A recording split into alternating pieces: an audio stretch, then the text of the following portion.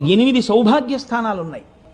ఆ 8 సౌభాగ్య స్థానాల్ని పొరపాటున కూడా కాలుతో తొక్కడం కానీ, కాలు తగలడం కానీ, నోటితో నింద చేయడం కానీ, విమర్శించడం కానీ, తక్కువ చేసి మాట్లాడడం కానీ చేస్తే అటువంటి వారు ఉత్తర జన్మల యందు అమ్మవారి యొక్క అనుగ్రహాన్ని కోల్పోతారు. మొట్టమొదటిది తాడి చెట్టు, రెండవది చెరకు. అందుకే అమ్మవారి చెరుకు పట్టుకుంటుంది. చెరుకు ముక్కలు తీసుకొచ్చి అమ్మవారికి పెట్టినా వినాయకుడికి పెట్టినా పరమ ప్రీతి. కాబట్టి చెరుకుగడ, తాడి చెట్టు, రూపుమారిన పాలు అంటే జున్ను కానీ పెరుగు కానీ.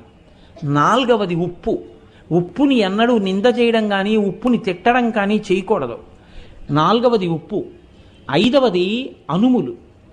ఆరవది ఎర్రటి రంగులో ఉండేటటువంటి పువ్వులు. ఇంకొక 2 స్థానాలు కూడా ఉన్నాయి. జీలకర్ర. 8వది ధనియాలు.